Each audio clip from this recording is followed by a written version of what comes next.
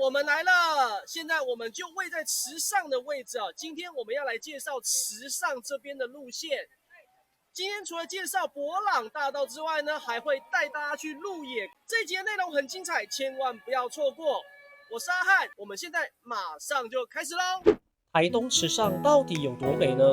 我想真的不用多說，那種美是你站在現場才會懂的感覺。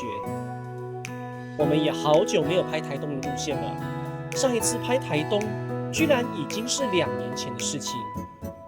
這次我們要帶大家一起走進花東縱谷，沿着台九線一路北上。這段路不是只有風景漂亮而已哦，沿線還藏了很多的故事，比如池上的大波池、伯朗大道，還有鹿野、龍田這些充滿歷史的小地方，都非常值得慢慢走。在今天這一集的內容開始之前，歡迎大家按讚、訂閱、開啟小鈴鐺。我們現在馬上就出發嘍！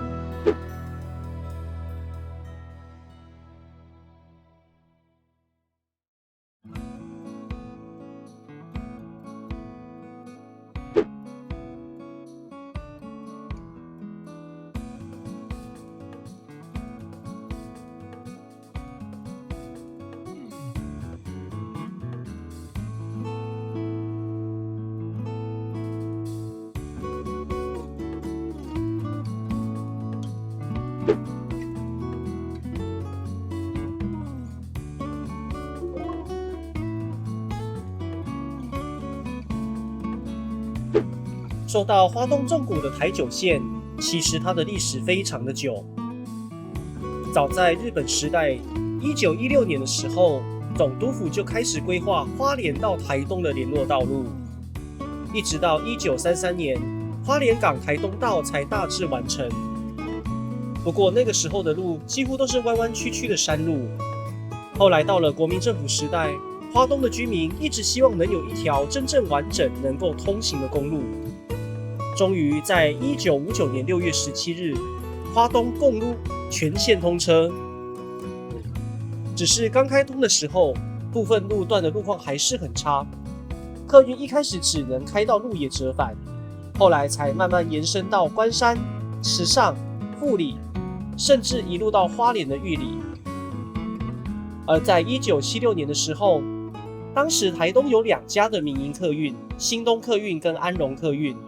那個時候，2家業者都請求公路局，希望能夠跑省道的路線，結果為了搶路權，鬧得非常的激烈。最後，公路局乾脆要求2家公司合併成1家，變成大家熟悉的頂東客運，並分成山線跟海線的營運處。而台東到池上、富里、玉里這一段，就是由山線的營運處負責。後來，頂東客運的山線改名為現在東台灣客運，現在也已經沒有公車能夠從台東直達玉里了，最遠只能到富里。而我們今天搭乘的就是8166，從台東一路經過鹿野、瑞園、海端，最後抵達池上，是台東到富里這一段路線的其中一個系列。那麼這一路有什麼風景呢？等等，我們就帶大家慢慢欣賞嘍。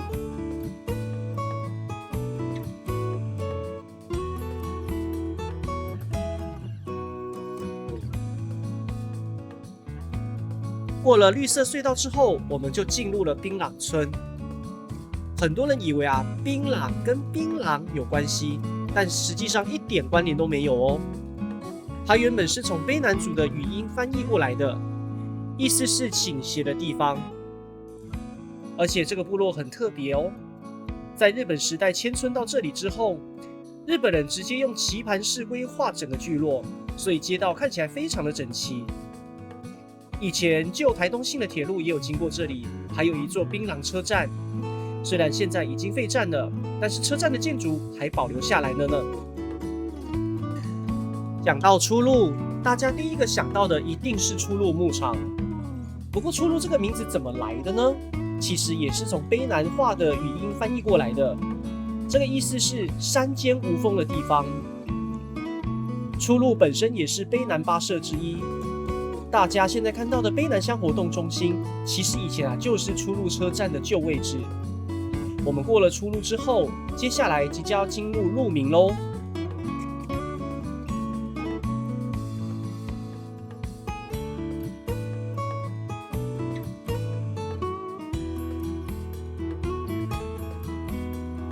這座鹿鳴橋是台九線非常重要的一座橋梁。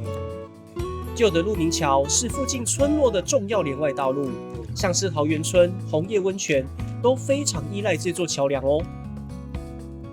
在1984年蓋了新的橋梁之後，台九線的路線也跟着截彎取直，而舊的橋梁變成了景觀休憩區，保留了下來。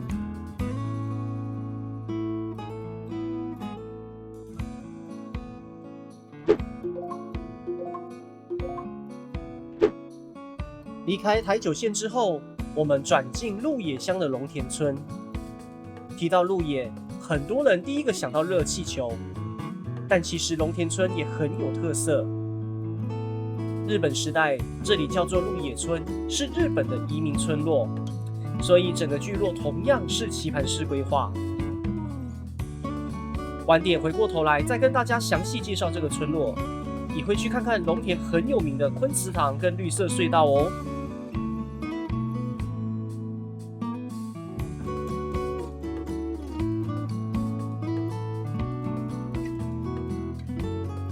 鹿野這個名字其實很好理解，就是很多鹿的原野。日本時代開始大量發展農業，像是糖業、咖啡、甘蔗、樟腦等等。然而現在的鹿野依然是一個非常典型的農業鄉鎮。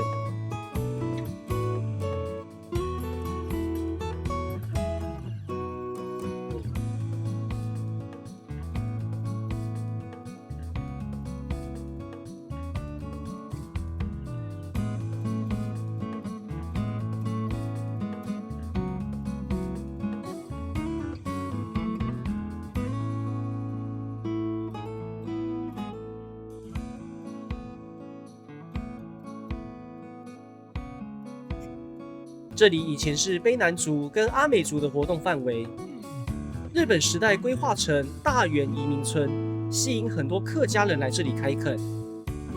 後來糖業、水稻、木材產業發展了起來之後，也讓這裡變成花東縱谷重要的客家聚落哦。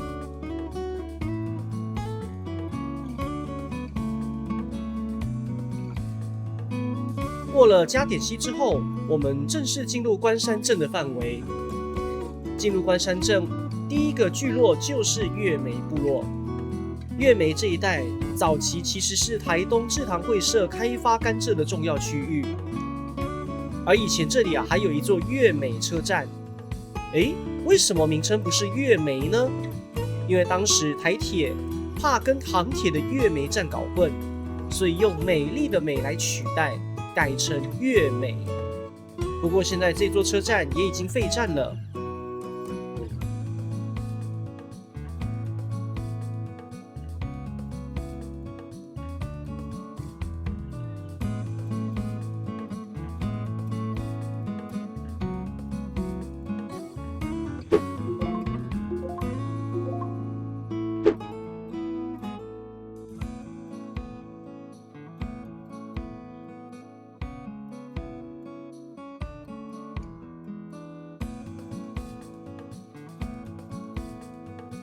現在我們抵達了關山。關山以前叫做里隴，後來因為旁邊有一座大關山，所以這個地名再改成為關山。雖然關山現在人口只有7000多人，但是以前最繁榮的時候，其實有超過16000多人哦。只是後來人口外移越來越嚴重，變成現在全台人口最少的鎮。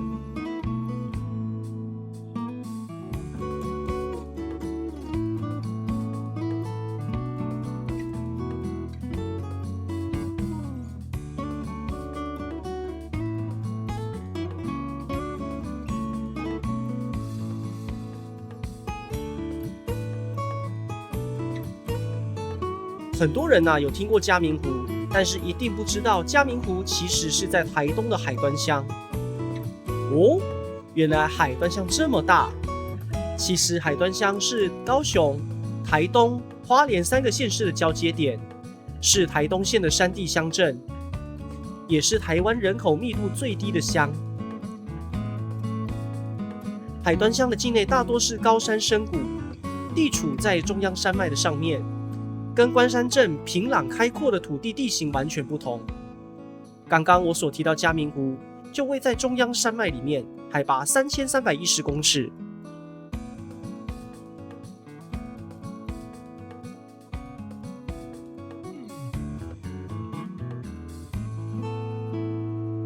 我們現在所走的台20甲線只有短短的5.1公里，這條其實是日本時代的舊有道路。在出來橋通車之後，一度是銜接台9線跟台20線的重要道路。直到1983年，台9線的池上大橋通車之後，車輛不用再經過海端鄉境內就能到池上，因此台20甲線的車流量就漸漸少了下來。緊接着，我們就要進入池上市區了。看到池上的中山忠孝路口，台20甲線的終點就在這裡。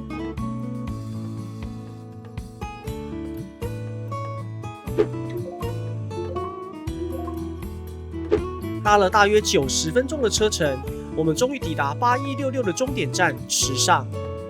其實阿翰也是第一次來這裡，之前一直聽朋友講說大坡池伯朗大道到底有多美。接下來我們就帶大家一起進去逛逛，我們親眼來看看這座湖泊到底有多麼的美麗呢？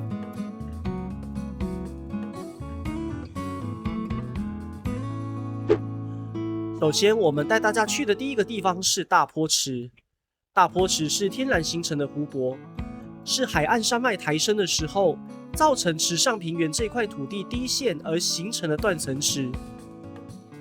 在1970年的時候，大坡池的面積居然有45公頃，想不到吧？這個天然的湖泊曾經這麼大。早期大坡池在台風來的時候，還有蓄洪的作用呢。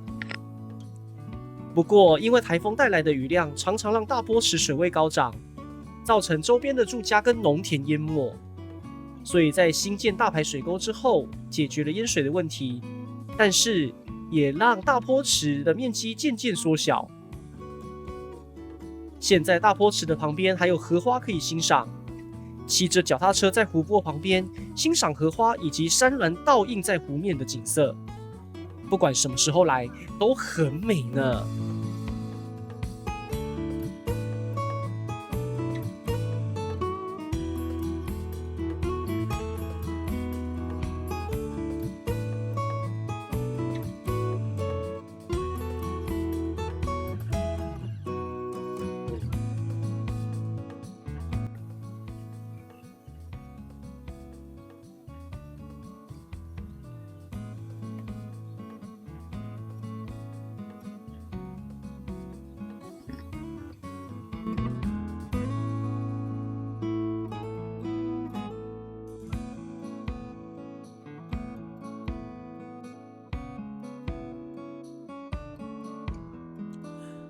逛完了大坡池，接下來當然要去逛逛有名的伯朗大道。伯朗大道就位在東六鄉道上面，因為這條路上沒有任何的電線桿，看過去是一片的田園，所以被伯朗咖啡選中這個位置來拍攝廣告，因此聲名大噪。來到伯朗大道，當然要拜訪金城武樹嘍。2013年6月，因為金城武代言的長榮航空廣告來這裡取景，再次受到關注。廣告中的金城武就在這棵茄冬樹下乘涼喝茶，所以這棵樹就被取名為金城武樹。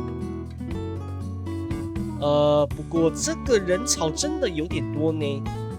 沒關係，我在伯朗大道的後方找到其他的茄冬樹取景，跟田園合影之後一樣有類似的景色，所以大家來到這兒不一定要湊在金城武樹旁邊拍照哦。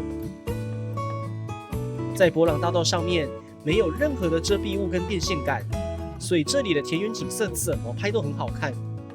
阿翰也在伯朗大道的後面挑了一個田園小徑來簡單拍攝。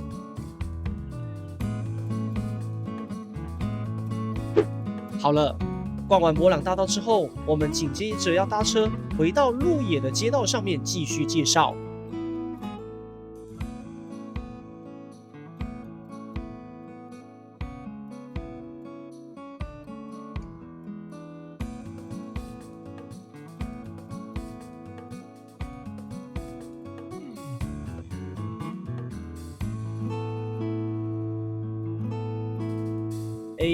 這裡好像不是鹿野市區呢。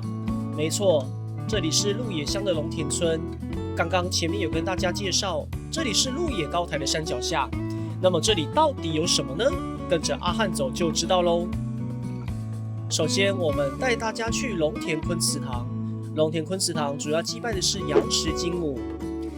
1958年春季的時候，龍田村的村民把瑶池金母的令旗迎回到土地公廟來安放做祭祀，所以在同年4月開始塑造瑶池金母的神像，並且新建廟宇之後，跟媽祖神像、土地公神像共同祭拜。接着我們來到鹿野神社，鹿野神社由台東制堂會社出資，鹿野村日本的移民義務出役共同修建。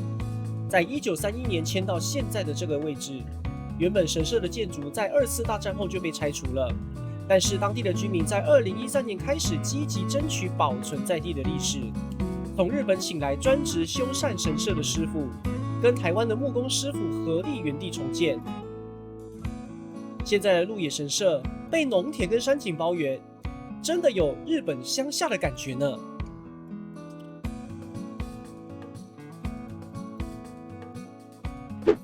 最後，我們來到龍田綠色隧道，這裡的小葉欖仁一路延伸，非常的漂亮。騎着腳踏車穿過綠色隧道，再搭配蟲鳴鳥叫，那種感覺真的非常放鬆呢。今天我們透過8166這條路線，從台東一路玩到池上，再回到鹿野，從大坡池的池景、伯朗大道的田園風光，到龍田的歷史以及綠色隧道。每個地方都令人印象深刻。好啦，這集我們就差不多到這邊嘍。下一集我們還會繼續帶大家搭着公車，探索更多有趣的路線。好啦，各位，台東到池上的公車之旅呢，今天內容呢就介紹到這邊啦。希望這一集的內容你會喜歡。我是阿漢，喜歡我們的頻道，歡迎按讚、訂閱，並且開啟小鈴鐺哦。下次見啦，拜拜。